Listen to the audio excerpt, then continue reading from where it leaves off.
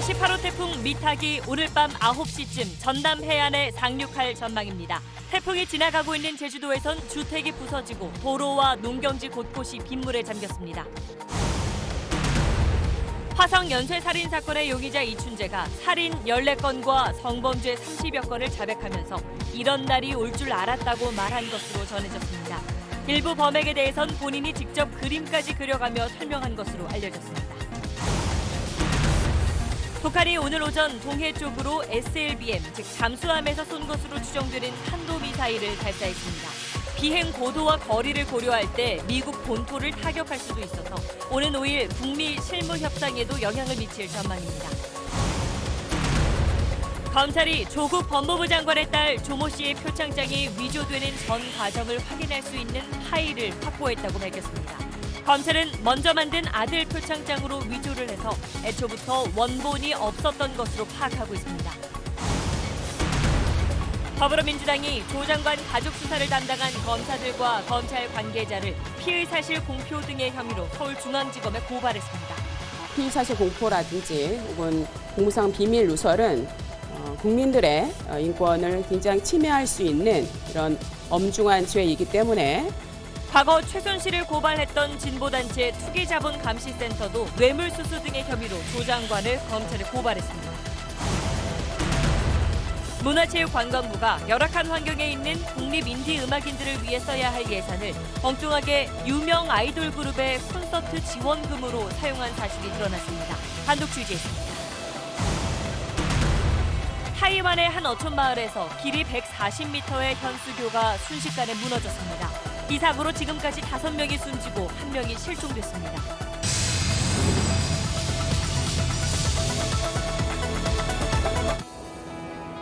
기름 없이 달리는 일상으로 내일을 바꾸는 현대수소 전기차.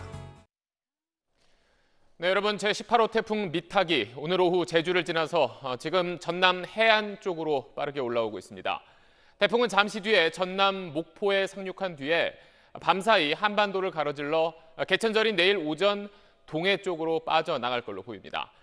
자, 그럼 태풍의 길목에 나가 있는 취재 기자들을 차례로 연결해서 지금 상황 알아보도록 하겠습니다. 전남 목포부터 가보겠습니다. KBC 고우리 기자, 그쪽에선 지금 비가 많이 오고 있습니까?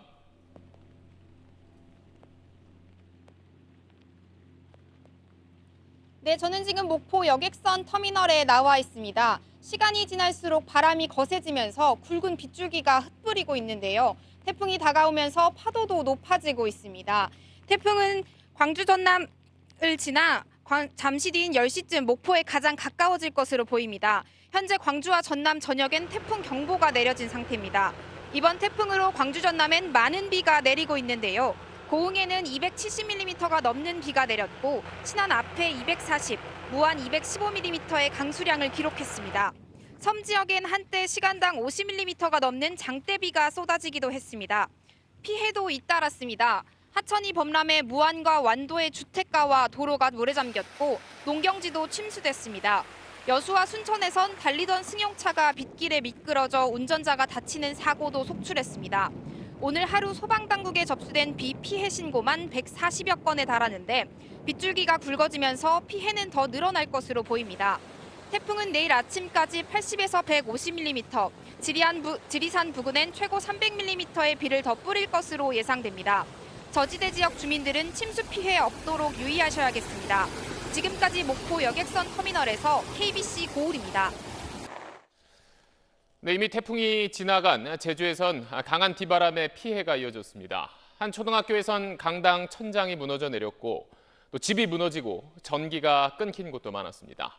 제주 쪽 피해 상황은 JIBS 하창훈 기자가 모았습니다. 양식장이 폭탄을 맞은 듯 폭삭 주저앉았습니다. 직원들이 모두 나섰지만 복구할 엄두조차 나지 않습니다. 당근을 보관하는 저장고는 골격만 남은 채 완전히 뜯겨나갔고 한 초등학교는 강당 천장이 무너져 내리면서 긴급 휴교령이 내려졌습니다. 이번 태풍에 접수된 시설 피해만도 100건을 훌쩍 넘었습니다.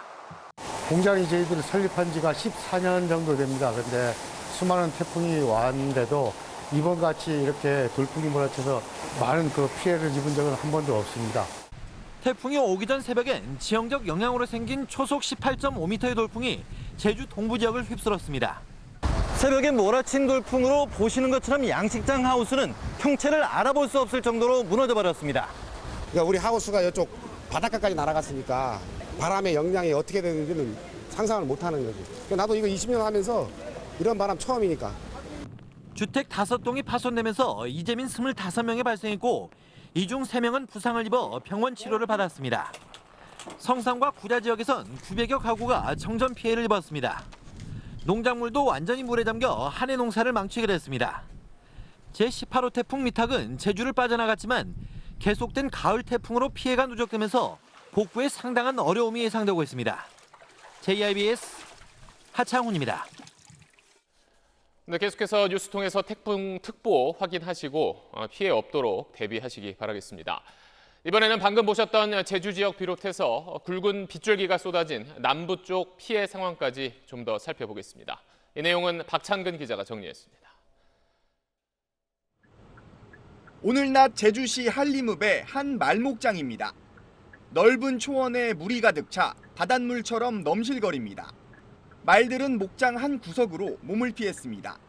제주도에 호수가 없거든요. 깜짝 놀래가지고 뭐냐 싶어서 보니까 물이 그냥 아주 호수가 만들어져가지고.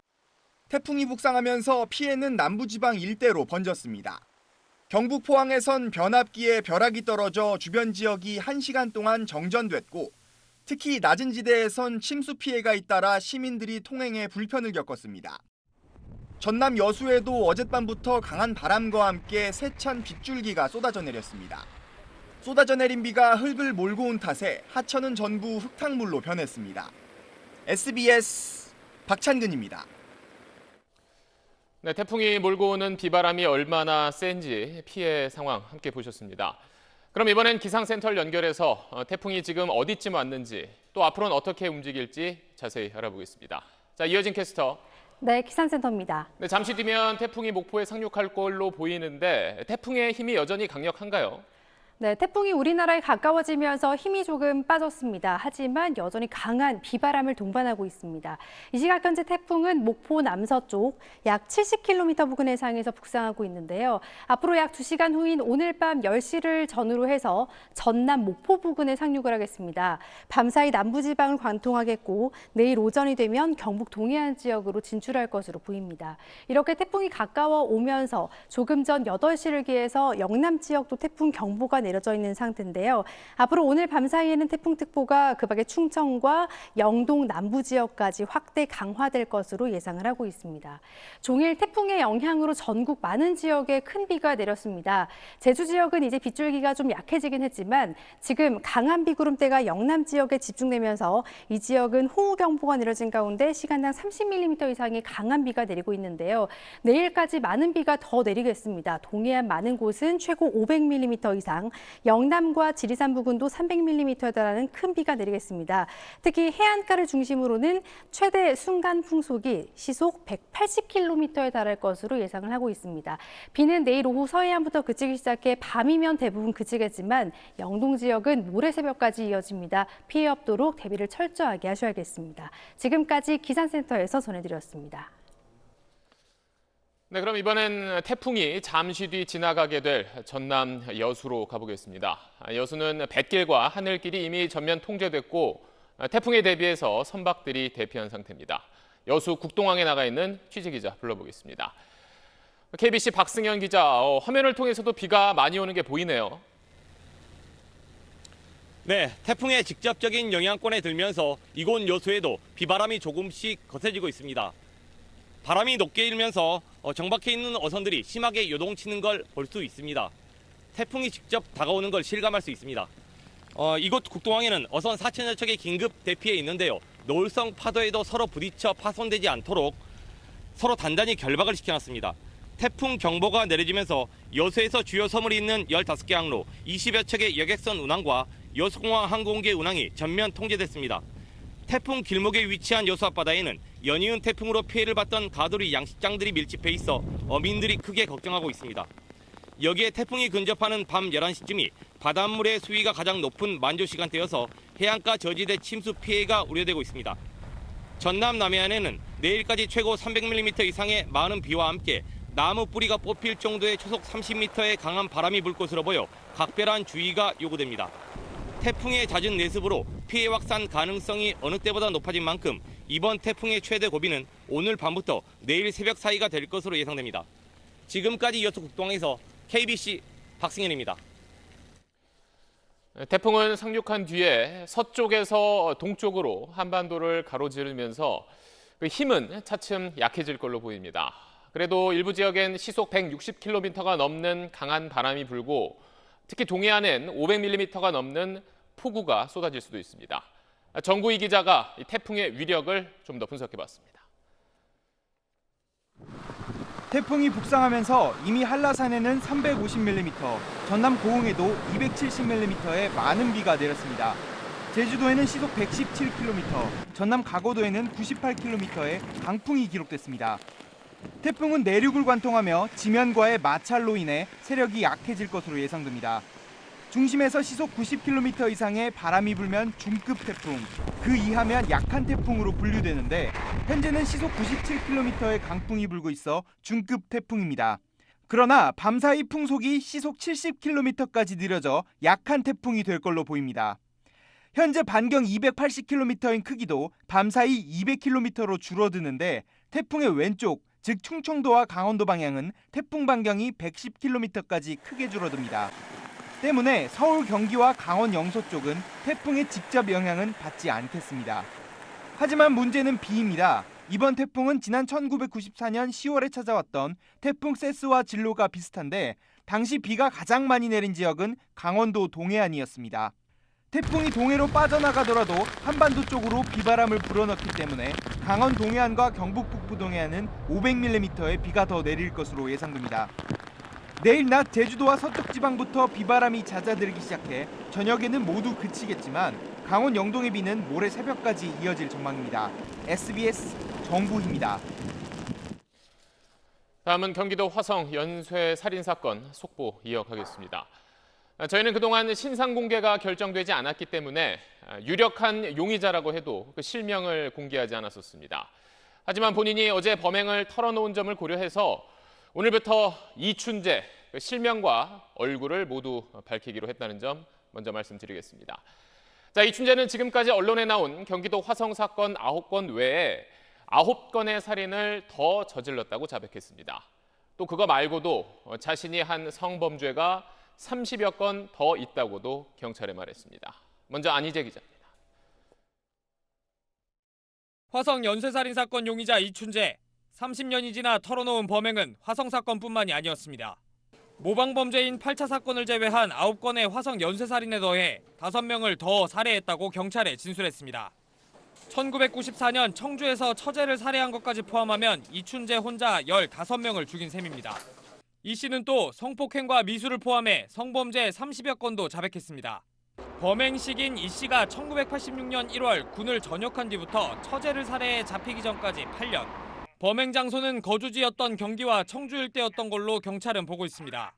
경찰은 이 씨가 자백은 했지만 신빙성을 따져봐야 한다며 이 씨가 털어놓은 사건이 구체적으로 어떤 건진 밝히지 않았습니다. 경찰은 오늘도 부산교도소를 찾아가 10번째 대면 조사를 이어갔습니다. 또 이 씨가 처제를 살해하기 전 화성과 수원, 청주 일대에서 발생한 유사 사건 수사 기록을 확보해 이 씨 진술과 대조하고 있습니다. 4차 화성 사건 증거물에서 이 씨 DNA가 검출됐다는 분석 결과를 통보받은 경찰은 다른 추가 증거물도 국립과학수사연구원으로 보내 DNA 분석을 벌이고 있습니다. SBS 안희재입니다. 피해자는 있는데 신고된 게 없어서 경찰도 모르는, 그래서 세상에 알려지지 않은 살인 사건을 암수살인이라고 합니다. 이 내용을 주제로 지난해 영화 한 편이 만들어지기도 했습니다. 이 영화 속에서는 범인이 자신이 저지른 범죄가 더 있다면서 이렇게 지도를 직접 그려가며 범행 장소를 경찰에 알려주기도 합니다.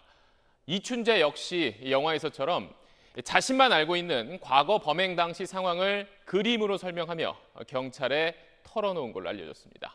이어서 재희원 기자입니다. 총 7명입니다. 제가 죽인 사람들이야. 화성 연쇄살인 사건 용의자 이춘재는 9차례 이뤄진 경찰 대면 조사 끝에 입을 열었습니다. 범행 건수는 물론 장소까지 상당히 구체적으로 이야기한 걸로 알려졌습니다. 경찰은 사건 목록을 보여주며 확인한 게 아니라 이 씨가 자신의 기억을 더듬어 40여 건을 일일이 진술한 것이라고 설명했습니다. 특히 이춘재는 영화 암수살인 속 범인처럼 일부 사건의 경우 그림까지 그려가며 범행 상황을 자세히 설명한 것으로 알려졌습니다. 이 형 가보있어. 그가 그 수진이 오다고 발다리를 묶었던 정태프가 다 있을 겁니다. 내가 왜? 나무지였으면 그게 궁금해서 찾아온 거 아닙니까? 경찰은 살인 사건의 경우 14건 모두 관련 기록을 찾았다고 밝혔습니다. 다만 성범죄 30여 건까지 포함해 이 씨의 기억이 단편적이고 사건에 따라 일시나 장소에 편차를 보였다며 추가 확인이 필요하다고 말했습니다.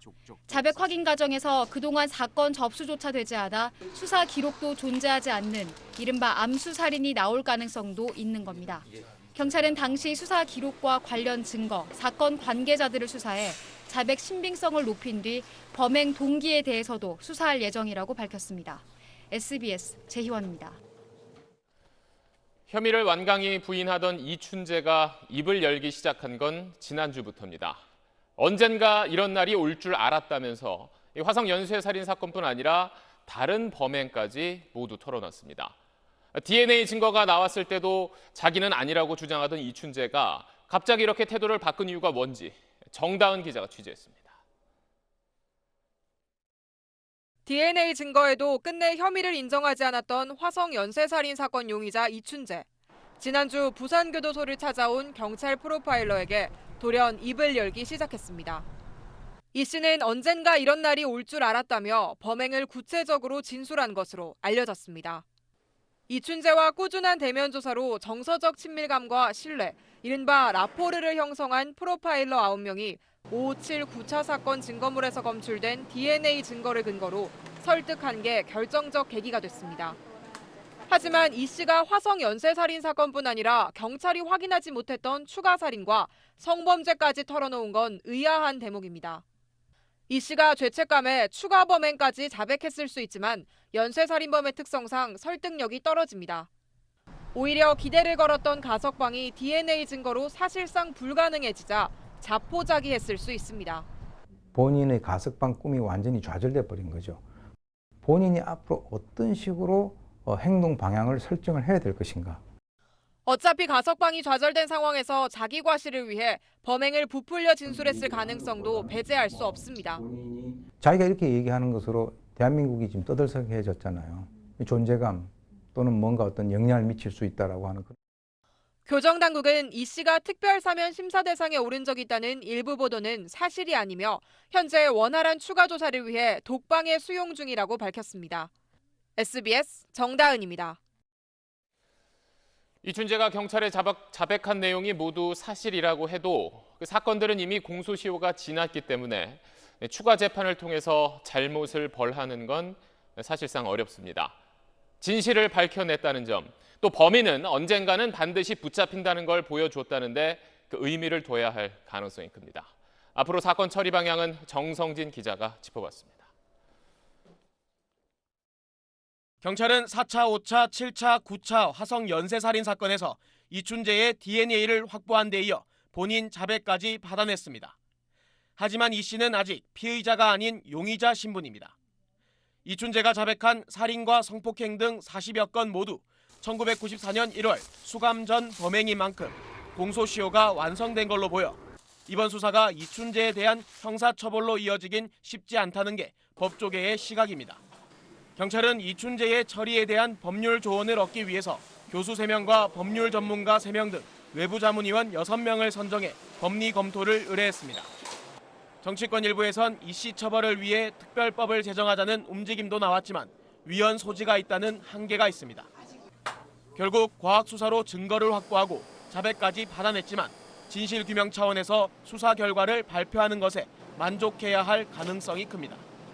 경찰은 이 씨가 피의자가 되면 신상 공개가 가능한 만큼 피의자 입건 후 신상 공개하는 방안을 검토하고 있지만 언론을 통해 이미 신상이 알려진 상황이어서 실익은 크지 않을 걸로 보입니다.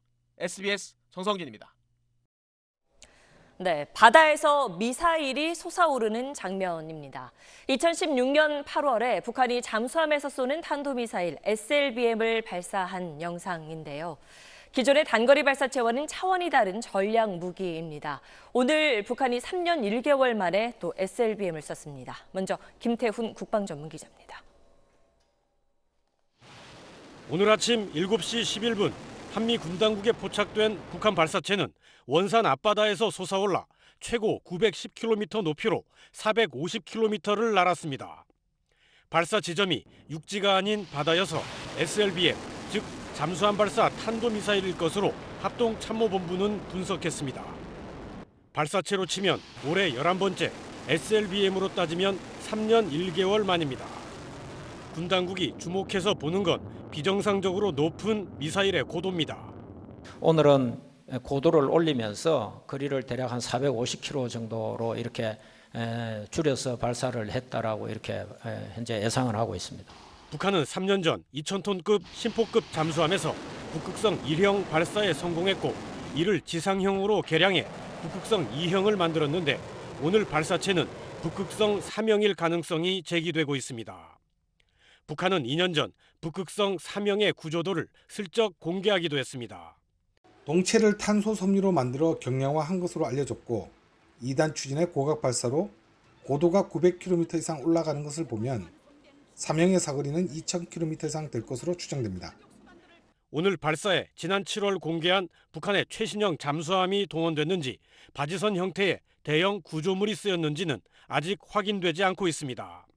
북한 SLBM은 핵탄두 탑재가 가능하고 잠수함 규모에 따라 일본은 물론 미국령 괌까지도 공격할 수 있는 전략 무기입니다. 청와대는 정의용 국가안보실장 주재로 국가안전보장회의 상임위 긴급회의를 열고 북한 미사일 발사에 강한 우려를 표명했습니다. SBS 김태훈입니다. 북한은 어제 북미 실무 협상을 연다고 발표해놓고 13시간 만인 오늘 아침엔 잠수함 발사 탄도미사일을 쐈습니다. 협상을 앞두고 미국을 강하게 압박한 걸로 해석되는데 트럼프 대통령의 반응이 어떨지 지켜봐야 합니다. 안정식 북한 전문기자입니다. 북한의 SLBM 발사에 대해 미 국무부는 도발을 자제하고 안보리 결의를 준수하라고 밝혔습니다. 한반도 평화와 비핵화 달성을 위해 실질적인 협상에 임하라고도 촉구했습니다. 일본도 안보리 결의 위반이라며 강하게 반발했습니다. 我が国の安全保障に対する深刻な脅威であり、航空機、船舶の安全確保の観点から極めて問題のある危険な行為であります。 관건은 트럼프 대통령이 내놓을 반응입니다. 단거리 미사일 발사는 문제될 것 없다고 말해왔던 트럼프가 어떤 반응을 보이느냐에 따라 북미 실무 협상이 영향을 받을 수도 있습니다. 우리 정부는 이번 발사에도 불구하고 긍정적 결과를 기대하는 분위기입니다. 하노이 이후에 보다 더 유연한 융통성이 있는 그런 입장을 갖고 양측이 나오지 않겠느냐 그렇게 예상을 하고 있습니다. 북한이 협상 날짜를 정해놓고 강도 높은 도발에 나선 것은 미국이 계산법을 바꾸지 않을 경우 상황이 더 악화될 것이라는 압박으로 보입니다. 탄핵 추진으로 복잡한 상황에 몰려있는 트럼프를 압박해 협상의 우위를 점하려는 의도도 있어 보입니다. 북미 간 기싸움이 치열해지는 가운데 북미 실무협상 장소로는 스웨덴이 거론되는 것으로 알려졌습니다. SBS 안정식입니다. 다음 소식입니다. 민주당이 피의 사실을 공표한 혐의로 조국 장관 관련 수사를 하는 검사들을 검찰에 고발했습니다. 연일 강도 높은 검찰 개혁을 주문하고 있는 여당이 또 하나의 강수를 둔 겁니다. 보수 야당에서는 조국 장관을 지키기 위한 검찰 탄압이라는 비판이 나왔습니다. 먼저 권지윤 기자입니다. 민주당이 피의 사실 공표와 공무상 비밀 누설죄 고발 대상으로 삼은 건 조국 장관 수사 담당 검사들입니다. 사실상 수사팀 전체 검사들을 수사해달라며 수사팀이 소속된 서울중앙지검에 고발장을 제출했습니다. 국민들의 인권을 굉장히 침해할 수 있는 이런 엄중한 죄이기 때문에 그동안 당내에선 어차피 당장 수사가 이뤄질 수도 없고 수사관여 논란만 키울 수 있다는 지적에 검토 단계에 그쳤는데 지난 주말 서초동 촛불 집회를 계기로 가시적 압박이란 강경론으로 돌아선 겁니다. 정치적 내통이 있었다면 일부 정치 검사에 대해서는 엄히 단죄해서 재발을 막을 수 있어야 합니다. 보수 야당은 즉각 비판 논평을 쏟아냈습니다. 한국당은 정치검찰을 비판하며 검찰개혁을 부르짖던 여당이 정치적 겁박 행위에 나섰다고 했고, 오신환 바른미래당 원내대표는 겁박을 넘은 검찰 탄압이라며 피의사실 공표죄는 힘없는 시민의 인권 보호 장치이지 권력자의 특권을 보장하는 장치가 아니라고 비판했습니다.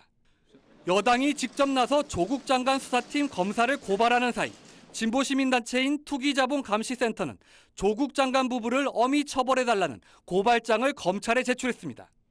조 장관 부부를 중심으로 고소고발이 빈번한 상황이지만 여당의 이번 고발 조치는 정치권의 문제를 또다시 검찰로 넘긴 정치의 사법화라는 점에서 우려의 시선도 있습니다.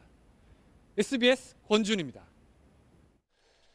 검찰이 조국 장관의 부인 정경심 교수를 표창장 위조 혐의로 무리하게 기소했다는 비판이 나오자 직접 해명에 나섰습니다.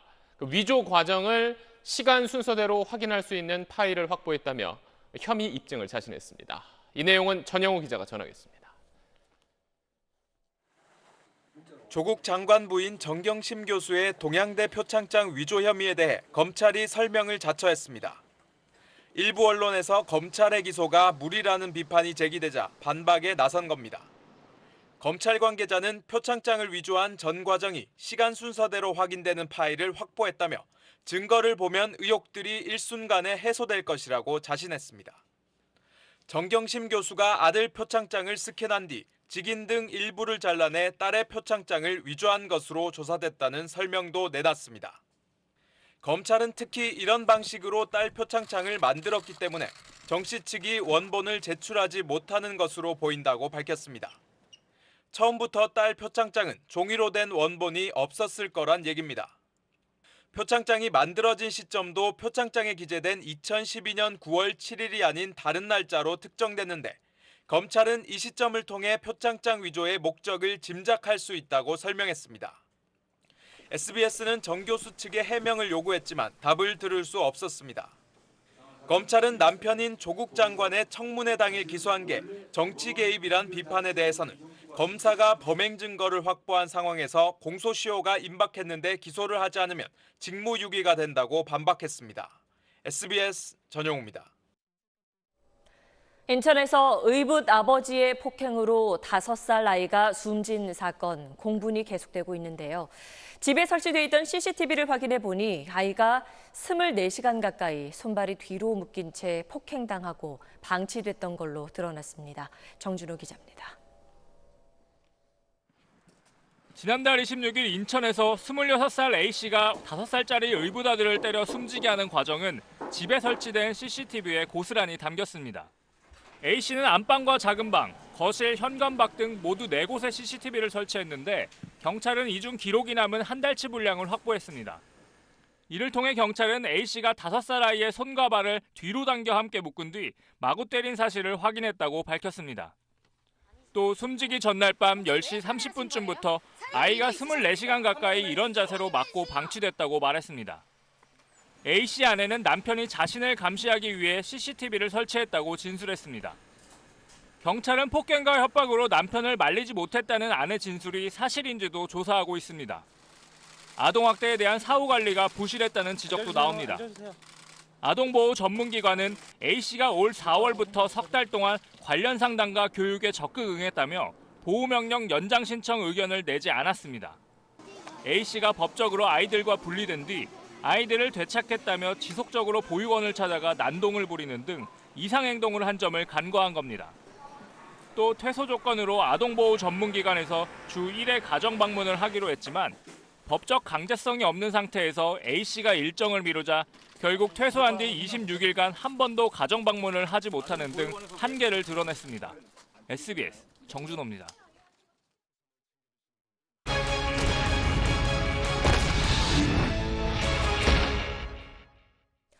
200억 원대 세금을 내지 않고 있는 이규태 일광그룹 회장이 아무 권한도 없이 사립학교 운영에 전횡을 휘두르고 있다고 저희가 얼마 전 보도했는데요. 교육당국이 감사를 벌인 끝에 수사 의뢰를 결정했습니다. 그러자 이 회장 측은 오히려 교육청 직원들도 가만두지 않겠다며 으름장을 놓고 있습니다. 박재현 기자가 보도합니다. 이규태 회장은 지난달 서울 우촌초등학교의 교사들이 모인 자리에 나타났습니다. 이 회장은 이 자리에서 1시간 넘게 교육청을 성토하는 발언을 이어갔습니다. 월권을 행하는 교육청 직원들을 우리가 그냥 둘 거라고 생각하시면 뭐예요? 그건 다 법인에서 의무 조치를 합니다. 주로 감사 결과에 대해 반발하는 내용입니다. 교육청에서 아무리 처분하라 해도 안 하면 안 할 수 있는 게 법인이라는 이야기예요. 관선 이사를 파송해서 뭐 법인을 싹 갈아치운다. 그건 꿈꾸는 거죠. 소설 쓰는 거죠. 이 자리가 만들어지기 며칠 전에 서울시 교육청은 감사 결과를 내놨습니다. 이 회장의 여러 가지 전횡이 포착돼 수사 의뢰하기로 했다는 등의 내용이었습니다. 이런 감사 결과에 눈 하나 깜짝하지 않겠다는 생각을 교사들에게 노골적으로 드러낸 겁니다. 이 회장은 2010년 일광학원 이사장에서 물러나 지금은 법인이나 학교에 아무런 직함이 없습니다. 게다가 일광학원은 비리를 제보한 교장 등 공익 제보자 3명을 해임하고 처분이 확정되기도 전에 새 교장 임명을 강행했습니다. 명백한 규정 위반입니다. 학부모들이 강하게 반발했지만 역시 아랑곳하지 않았습니다. 선생님들도 처음으로 임명하고 해임하는 게 다 재단이 우촌이 좋아서 여기다가 돈을 1,000만 원씩 내고 지금 애를 보내고 있어요. 그래서 재단이 혹시 마음에 안 들면 재단이 마음대로 할 수 있다는 거예요? 마음에 안 들면 나가는 건가요? 사학비리 일광재단 우촌에서 물러나라! 학부모들은 거리로 나와 학교 정상화를 촉구했습니다. 약 70%의 학부모는 등록금 납부도 거부했습니다. 둘 수는 없잖아요. 그냥 내 아이들의 학교고 엉망이 되게 할 수는 없는 거 아닙니까? 그러면 계속 소리를 낼 수밖에 없는 거예요. 저희가 할 수 있는 건 이겁니다. 이에 대해 일광학원 측은 교육청 감사 결과를 받아들일 수 없다며 이의 제기하겠다고 밝혔습니다. SBS 박재현입니다. 북한의 목함지뢰에 2 다리를 잃은 하재헌 예비역 중사에게 보훈처가 내린 판정을 놓고 논란이 일었지요. 일반 직무 중에 다친 공상이 아니라 전투 중에 다친 전상이라는 목소리가 높았는데 오늘 보훈처가 재심 결과를 내놨습니다. 김아연 기자입니다.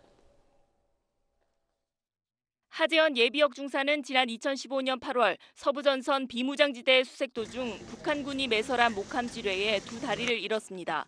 육군은 올 1월 하중사 전역 당시 적이 설치한 위험물에 의해 다친 사람을 전상자로 한다는 규정에 따라 전상 판정을 내렸지만 국가보훈처는 국가유공자법 시행령에 관련 조항이 없다며 공상 판정을 내렸습니다. 전상은 적과의 교전 등 전투에서 부상한 경우, 공상은 일반 공무 중 부상당한 걸 뜻합니다. 논란이 일자 문재인 대통령까지 나서 재검토를 지시했고 보훈처는 오늘 보훈심사위원회를 다시 열어 공상 결정을 번복했습니다. 법령 조문을 문자 그대로 경직되게 해석했던 부분에 대해서 폭넓은 법률 자문을 받아 보훈처는 마음의 상처를 입은 하중사와 가족에 깊은 위로의 말씀을 드린다고 밝혔습니다. 청와대 국민청원을 통해 공상 판정을 알린 하중사는 뒤늦게나마 전상 판정이 내려진 데 대해 다행이라고 말했습니다. 잘 해결돼서 다행이라 생각하고 저희 명예를 조금 지켰던 거 같은 느낌을 또 받고 있어가지고 보훈처는 같은 사례가 재발하지 않도록 국가보훈체계를 정비하고 유공자법 시행령을 정비해 나가겠다고 밝혔습니다. SBS 김아영입니다. 타이완의 한 어촌 마을에서 지은 지 20년 정도 된 다리가 갑자기 무너져 내려 그 아래 어선에서 일하던 사람들이 참변을 당했습니다. 부실 시공이 사고 원인으로 지목됩니다. 베이징 정성엽 특파원입니다.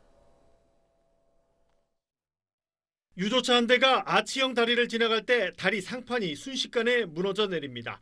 타이완 이란현 어촌마을 난팡아오의 상징다리인 길이 140m 현수교가 주저앉았습니다. 무너진 다리는 정박 중이던 어선을 덮쳤고 추락한 유조차에선 불길이 치솟았습니다. 이 사고로 5명이 숨지고 1명이 실종됐습니다. 숨진 5명은 다리 및 어선에서 일하던 인도네시아, 필리핀 국적 노동자들입니다. 타이완 당국은 지은 지 21년밖에 안 된 다리가 무너진 원인을 조사하는 데 집중하고 있습니다. 维修管理。这一次的事件的成因，我们也会彻底的调查。 현지 전문가들은 부실 시공과 보수 미비를 사고 원인으로 꼽았습니다. 다리 상판을 지탱하는 철선은 한 개가 끊어져도 다른 철선들이 버티도록 시공해야 하는데 이 다리는 첫 번째 철선이 끊기자 다른 철선도 연쇄적으로 끊겼다는 겁니다. 또 바닷바람으로 철근이 부식되는 걸 고려해 보수 작업을 진행했는지도 의문이라는 지적입니다. 붕괴 몇 시간 전에 태풍이 지나갔고 인근 해상에서 3.8 규모의 지진도 발생했지만 당국은 사고와의 직접 연관성을 배제했습니다. 타이완 국민들은 늘 그렇듯 이번에도 안전불감증과 이 부실 공사로 인한 인재라면서 이 건설사와 감독 당국을 질타하고 있습니다. 베이징에서 SBS 정성엽입니다. 세계로 향하는 K-팝의 저변을 넓히는 차원에서 정부가 인디 음악인들을 지원하는 사업을 하고 있습니다. 실력 있지만 기회 잡기 어려운 음악인들을 돕겠다는 건데 선정 대상을 보면 이미 유명한 가수가 많습니다. 이호건 기자가 보도합니다. 문화체육관광부와 한국콘텐츠진흥원이 올해 시작한 해외 진출 온라인 홍보 지원 사업입니다. 인디음악 지원 사업의 일환으로 우수한 실력에도 열악한 환경으로 해외 시장 진출에 어려움을 겪고 있는 뮤지션을 중심으로 성장시킬 계획이라고 명시돼 있습니다. 해외 공연이나 팬 미팅 등에 사업 한 건당 4,500만 원을 지원해 줍니다. 그런데 지원 대상을 살펴보니 이상한 점이 발견됩니다. SBS가 입수한 지원 대상 명단입니다. 지원 대상 12명 중 이름만 대면 알만한 유명 아이돌 그룹 출신 가수가 3명이나 포함되어 있습니다. 3명 모두 일본 콘서트와 팬미팅으로 각각 4,500만 원을 지원해 주는데 정부 지원금이 전체 사업비의 절반 정도고 예상 수익은 사업비의 2~3배로 잡혀 있습니다. 문체부와 콘텐츠진흥원 측은 국고가 투입된 만큼 사업 성과가 기대되는 유명 가수를 배제하긴 어려웠다고 해명합니다. 국고 예산 들여서 사업을 하다 보면 조금 보여줘야 되는 성과도 저희도 좀 원하는 부분이 있거든요. 국고 들여서 너희들 왜 맨날 이렇게. 하지만 유명 가수 수익 사업을 정부 돈으로 지원하는 셈이라 이번 국정감사에서도 논란이 예상됩니다. 인디 음악 등을 지원하며 K-팝과 여러 가지 장르의 다변화를 위해서 추진되어야 합니다. 문체부 측은 논란이 있는 3명 중 1명은 공연을 취소해 지원금이 나가지 않았고 유명 가수라고 해서 꼭 인디 음악에서 제외되는 건 아니라는 입장을 추가로 밝혀왔습니다. SBS 이호건입니다. 지난 주말 서초동 대검찰청 앞에서 열렸던 검찰 개혁 촛불 집회의 모습입니다. 집회 규모를 놓고 뜨거운 공방이 벌어지기도 했죠. 차라리 경찰이 공개적으로 집계를 내놓으라는 얘기도 나오고 있는데 그럼 과연 그렇게 하면 논란이 해결될까요? 이경원 기자가 사실은 코너에서 짚어봤습니다.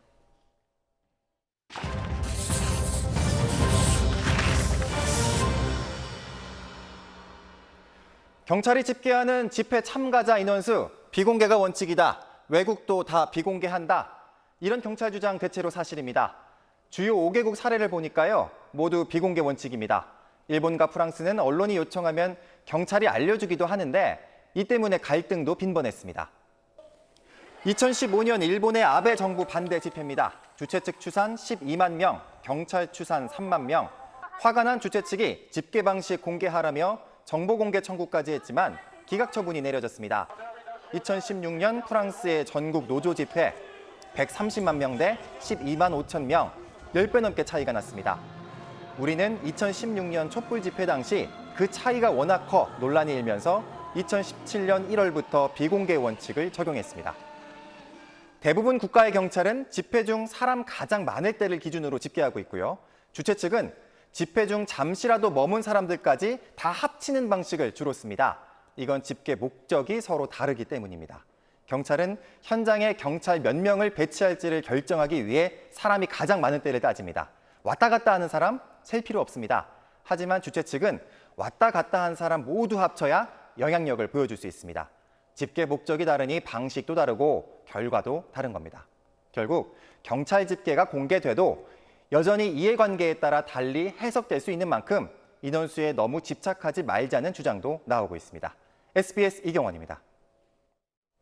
20대 국회 마지막 국정감사 첫날이었습니다. 곳곳에서 충돌과 파행이 빚어졌는데 보수 야당은 예고했듯 조국 법무부 장관 의혹을 정조준했고 여당은 야당 지도부 자녀 의혹으로 맞불을 놨습니다. 박하정 기자가 보도합니다.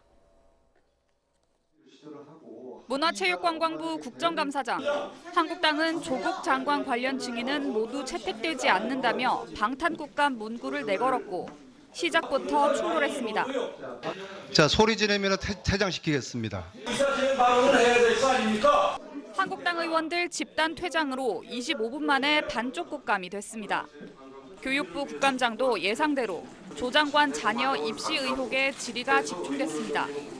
한국당은 교육부가 사실상 손 놓고 있다고 비난했는데 한 달 반이 지나도록 특별감사 실시는커녕 국민의 뜻을 저버리는 윤해 교육부 장관은 장관 자격이 없는 겁니다.